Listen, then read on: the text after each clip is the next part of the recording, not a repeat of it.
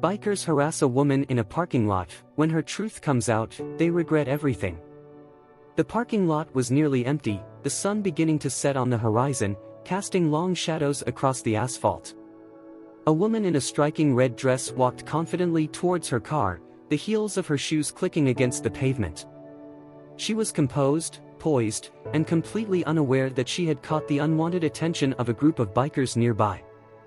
The sound of revving engines filled the air, a deep, guttural noise that echoed through the lot.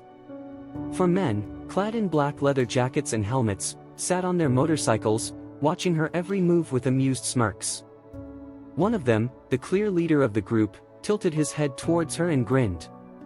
Well, what do we have here?" His voice was dripping with arrogance, loud enough to make sure she heard. The woman didn't flinch, didn't acknowledge them. She simply unlocked her car, her back still turned. The lack of reaction seemed to irritate them. Another biker, younger, with a sharp jawline and cocky demeanor, leaned forward on his bike. "Hey, sweetheart, we're talking to you," he called out. "No need to be rude." The leader chuckled and revved his engine, inching his bike a little closer. "Maybe she thinks she's too good to talk to us," he said, his voice laced with mockery. The woman finally turned around, her expression calm and unreadable. Her eyes swept over the group, taking them in with an unsettling ease. "I don't have time for this," she said, her tone even, controlled. She turned back to her car, but the leader wasn't done. He dismounted his bike, sauntering toward her with the kind of swagger that spoke of misplaced confidence. "Now, that's no way to treat friendly folks," he said, grinning. "We're just making conversation." His companions chuckled, watching the scene unfold like an entertaining show. The woman sighed, clearly exasperated. "Leave me alone," she said simply, her tone carrying a warning, but they didn't take the hint. Another biker, a taller man with broad shoulders, crossed his arms. "Oh, come on, don't be like that," he said, shaking his head. "We're just trying to get to know you." The leader stopped a foot away from her, his smirk widening. "You got somewhere better to be?" His presence was meant to be intimidating, his stance calculated. He expected her to shrink away, to cower like so many others before her. But she didn't. Instead, she met his gaze head-on, her eyes unwavering. "You need to step back," she said, her voice low and firm. The leader's smirk faltered for just a second before he scoffed. "Oh, feisty," he muttered. "I like that." The younger biker laughed. "What's the matter? Scared?" The woman exhaled, slow and controlled. She had hoped to avoid unnecessary confrontation, but they were making that difficult. She knew their type. They thrived on pushing boundaries, testing limits, seeing how far they could go before someone pushed back. And unfortunately for them, they had just met someone who wasn't afraid to push harder. Before anyone could react, she took a deliberate step forward, her posture shifting in a way that was barely perceptible but utterly commanding.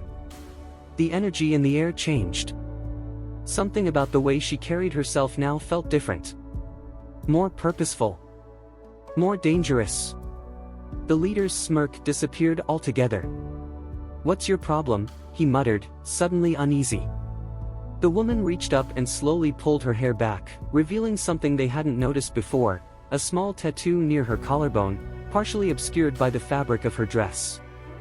The color drained from the leader's face as he recognized the insignia.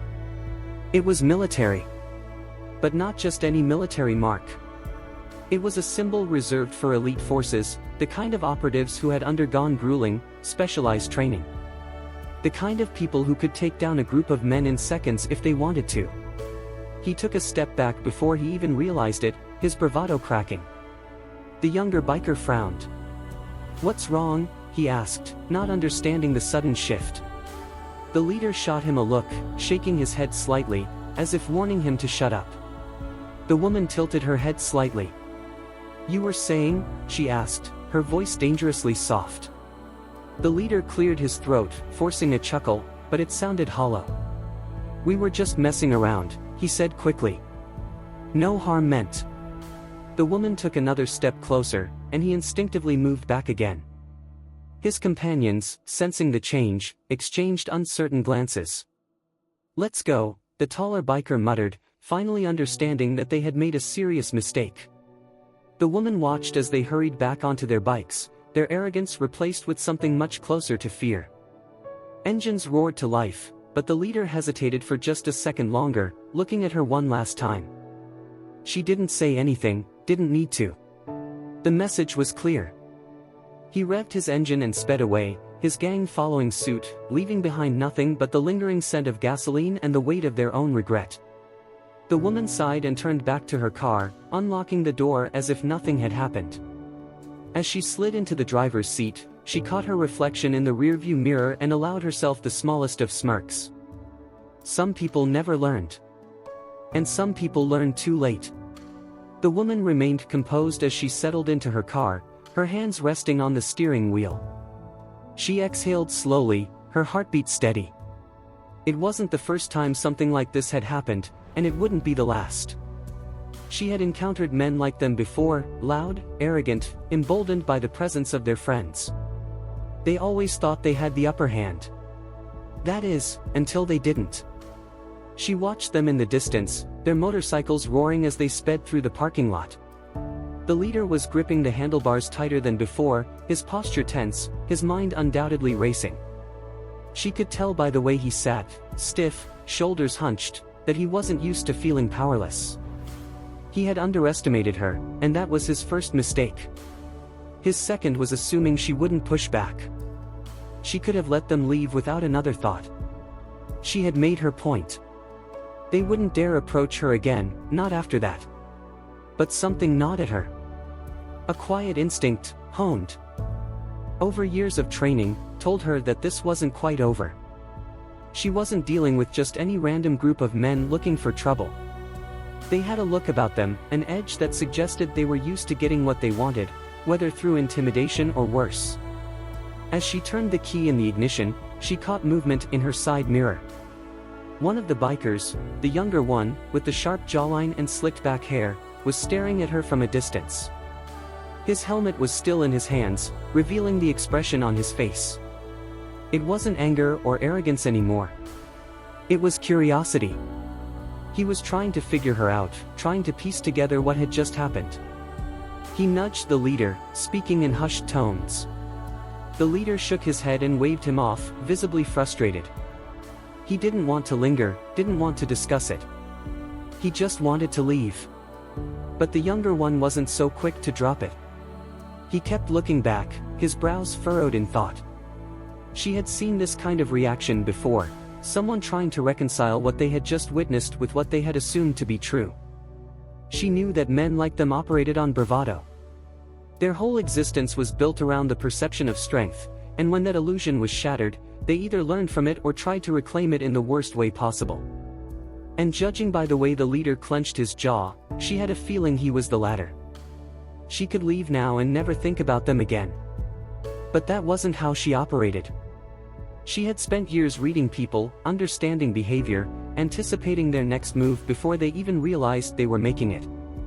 And right now, she knew they were struggling with a choice. Walk away with their pride bruised, or attempt to get even. The woman reached into the glove compartment, retrieving a small item, nothing threatening, just an old, worn coin. She rolled it between her fingers, a habit she had developed back in the service. A reminder to stay sharp, stay ready. She had learned long ago that trouble had a way of finding her, even when she wasn't looking for it. She put the car in reverse, backing out of the parking spot with deliberate slowness. If they were watching, and she knew they were, she wanted them to see that she wasn't in a hurry, that she wasn't afraid. She pulled onto the main road, her eyes flicking to the rearview mirror. Sure enough, the bikers hadn't moved. They were still parked in the lot, still talking. She didn't need to hear their conversation to know what was being said. The younger one was questioning, pushing, asking things the leader didn't want to answer. The leader was brushing him off, unwilling to admit how shaken he was. And the others? They were caught somewhere in between, uncertain, wary, wondering if they had just dodged something far worse than a simple confrontation. She had seen this pattern before. She knew how it played out. And if she was right, which she usually was, this wasn't the last time she would see them. As she drove down the quiet road, the distant sound of motorcycles revving reached her ears once again. They were following her. The low hum of motorcycles in the distance was barely audible over the sound of her own engine, but she knew they were there. She kept her expression neutral, her grip on the steering wheel relaxed. No sudden moves. No indication that she had noticed them. If they thought she was rattled, it would only embolden them. And if there was one thing she had learned over the years, it was that people like them thrived on intimidation. They mistook silence for weakness, still unaware of just how wrong they were. She adjusted the rearview mirror. The leader was ahead of the others, his jaw set tight, his body tense as he gripped the handlebars. The younger one was still talking, still pushing, his head turning between the leader and the road ahead. She could almost hear him now. Who was she? Why didn't she flinch? Why did you back down? The others kept their distance, wary but not completely detached. She slowed slightly as she approached a red light, forcing them to close the distance. She didn't want them hanging too far back, not yet. She needed to see what their next move was. The leader pulled up beside her car, just close enough to be seen but not close enough to be obvious. His head turned slightly in her direction, though his visor remained down. She kept her gaze straight ahead, her posture relaxed. The light turned green, and she eased forward, keeping her speed controlled. Behind her, the motorcycles rumbled to life again, trailing just far enough to remain inconspicuous. To anyone else, it might have seemed like a coincidence, just a group of bikers sharing the road. But she knew better. The next few miles passed in quiet tension. The city lights gave way to dimmer roads, fewer cars, more space. They were waiting. Testing her. Trying to decide whether they had the nerve to make their next move. She was already anticipating it. The first shift came at an intersection. Two of them pulled ahead, drifting into the lane beside her, bracketing her in. Another remained behind. A classic intimidation maneuver, subtle, not overtly aggressive, but meant to make her aware that they had control. Or at least, that's what they thought. She exhaled slowly. If they wanted to play games, she'd let them. But on her terms. She tapped the steering wheel, adjusting her grip slightly, feeling the weight of control shift into her hands. There was a moment, a brief, fleeting moment, where she considered de-escalation. But then she looked at the leader, his posture rigid, his hands flexing against the handlebars, and she knew. He wanted to get even. She had seen it before, time and time again. Men like him couldn't let things go. Couldn't walk away with their pride wounded.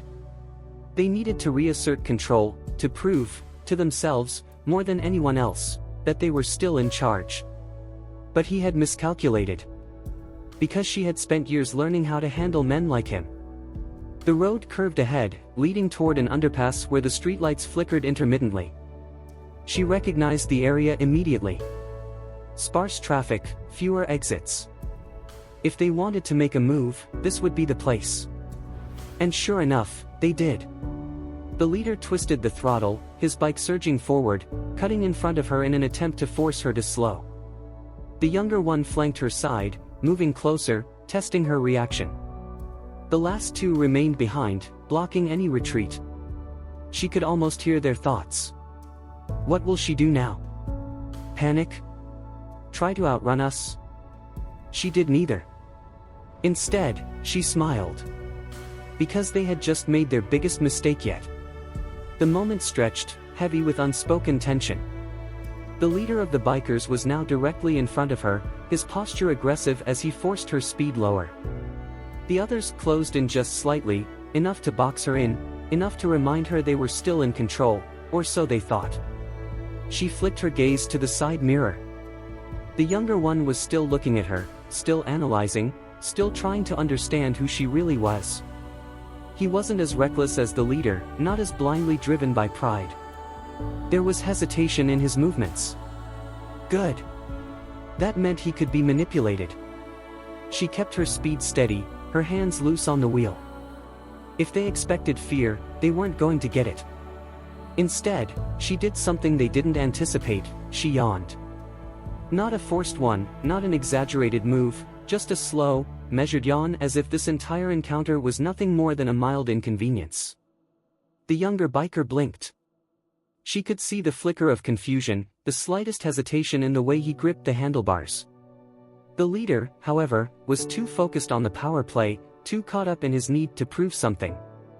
He slowed even further, forcing her to brake. Enough. With the flick of her wrist, she downshifted, her car responding instantly as she maneuvered slightly to the right. The younger biker had been so caught off guard by her complete lack of concern that he was just a second too slow to react. That second was all she needed.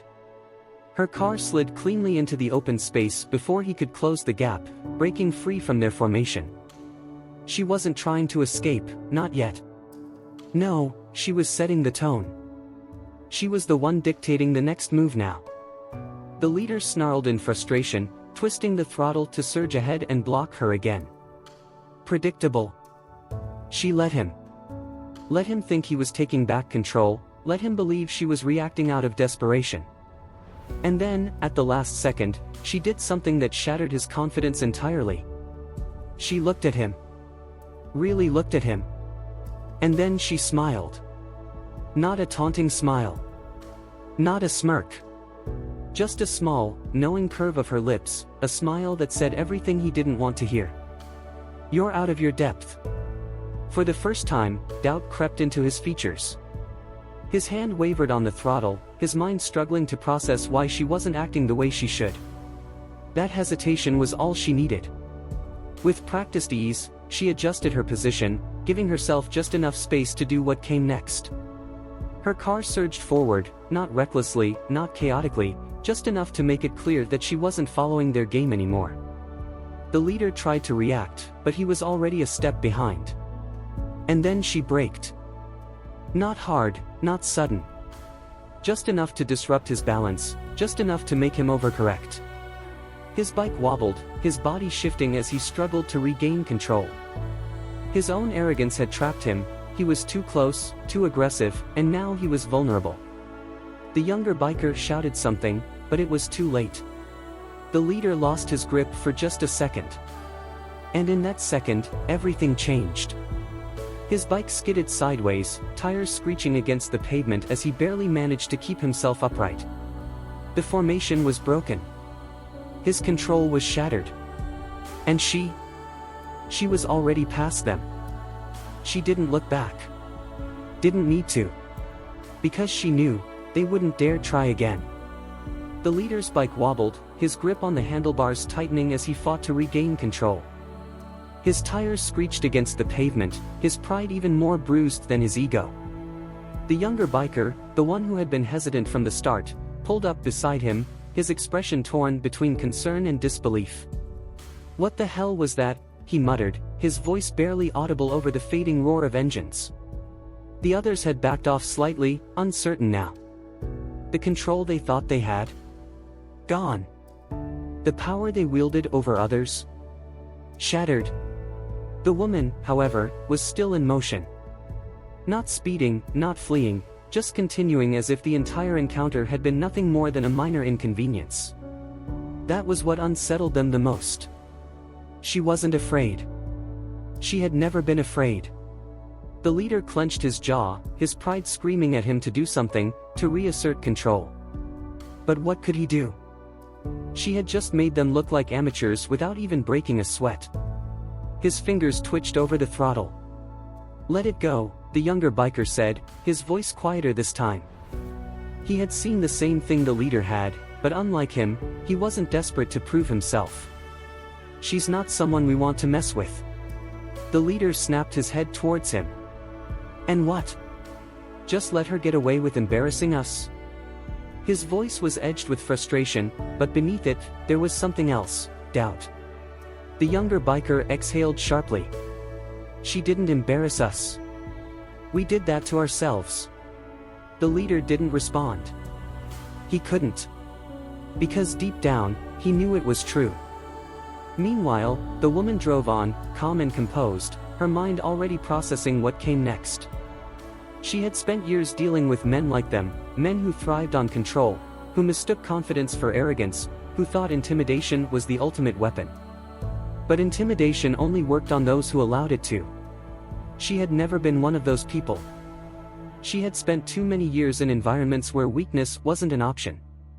Where survival depended on knowing when to act, when to push back, and when to walk away. Tonight had been no different. But something told her this wasn't over. Not yet. She caught a flicker of movement in her rearview mirror. They hadn't turned off. They were still behind her, lingering at a distance, uncertain. The leader was brooding, debating, his pride and his instincts warring within him. She knew the type. The question wasn't if he would make another mistake. It was when.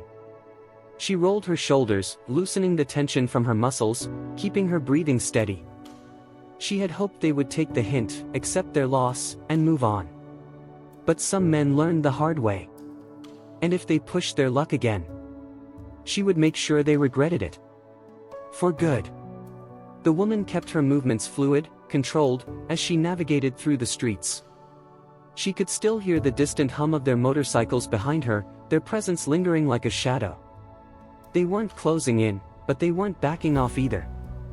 They were debating, hesitating, trying to decide their next move. She had seen this play out too many times before. A man who couldn't handle losing, a bruised ego outweighing common sense. The leader was trying to convince himself that he still had control, still had power in this situation. But the truth was, he had lost it the moment he tried to intimidate the wrong person. She flicked on her signal, taking an unexpected turn onto a smaller, quieter road. If they wanted to follow her, they'd have to make a decision fast. The younger biker hesitated. She could see it. In the mirror. He knew they should stop, that they had already gone too far. But the leader? He was already gunning the throttle, refusing to accept that he was being outplayed. The others followed. She exhaled slowly. They had just made their final mistake. The road ahead was almost empty, a stretch of pavement that led toward an industrial district. Fewer witnesses. Fewer cars. A perfect place for them to try and regain the control they thought they had lost. She had just given them the perfect trap.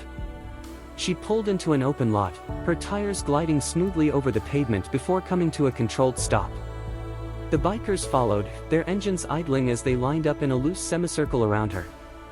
The leader took his time getting off his bike, shaking out his shoulders like a boxer preparing for a fight. "Big mistake pulling in here, lady," he sneered, though there was something forced about his tone now. "No one to step in this time." She stepped out of the car calmly, unfazed. The confidence in her movements was unsettling, unnatural to them. A woman alone, surrounded, should have looked panicked. Should have looked vulnerable. But she didn't. The leader clenched his fists, trying to push back the creeping unease. "You think you're tough? You think you can just..." She lifted her hand. The motion was small, almost dismissive, but it shut him up instantly. And then she spoke. "You have no idea who I am, do you?" Her voice was steady, low. The kind of voice that people listen to without even realizing why. The leader hesitated, but only for a moment. "Doesn't matter who you are." She smiled. Not a smirk. Not arrogance. Just quiet, absolute certainty. "You should have done your research," she said simply. And then, before they could react, she reached into her jacket and pulled out a badge. Military. Not just any military. Special Forces. The younger biker immediately stepped back, his face paling. The others shifted uncomfortably, glancing at each other. But the leader? His pride wouldn't let him process it. "This some kind of joke," he scoffed, though there was an undeniable waver in his voice now. She took a step closer. He took a step back. She didn't have to say anything. The realization was settling in now. This wasn't some random woman. This wasn't someone they could intimidate, someone they could overpower. This was someone trained to dismantle threats like them in seconds. She let them sit with that knowledge for a moment. Let the silence stretch. Let the weight of their mistake settle. Then, she said the only thing that mattered. Leave. Now. And this time, they listened. The leader stood frozen, his eyes locked onto the badge in her hand. His breathing was shallow, his fists still clenched, but the bravado was gone. It had been stripped away, peeled back layer by layer, until there was nothing left but the raw, undeniable truth: he had lost. The others had already started backing away, their confidence shattered. The younger biker was the first to fully step away, nudging one of his companions as if silently saying, "We need to go." The others didn't need convincing. They turned toward their bikes, their movements stiff with humiliation. But the leader? He hesitated. His pride screamed at him to push back, to say something, to claw back even a sliver of control. But what could he possibly say? Nothing would erase the fact that he had been bested. That his gang had seen him back down. That the woman standing before him, calm, composed, completely unshaken, was someone he should have never provoked. She tilted her head slightly. Still thinking about making another mistake? Her voice was quiet, but it might as well have been a gunshot. He exhaled sharply, shaking his head, more at himself than at her. Without another word, he turned and climbed back onto his bike. The engine roared to life, the sound empty now, devoid of any intimidation. One by one, the others followed. The younger biker lingered a moment longer. His expression wasn't filled with anger or humiliation, just quiet understanding. A silent acknowledgement of what had happened. A lesson learned. Then, he too, was gone. The roar of their engines faded into the distance, swallowed by the night. The woman exhaled slowly, rolling her shoulders as if shaking off the weight of the encounter. She had seen men like them before. Some would learn. Others wouldn't. Either way, it wasn't her problem anymore. She slid back into her car, locking the door out of habit more than necessity. The adrenaline that had been simmering beneath her calm exterior was already dissipating. Just another night. Just another reminder of who she was. As she drove away, she caught her own reflection in the rearview mirror, steady, unshaken. Some people feared the dark. She had long since learned to be the thing that darkness feared,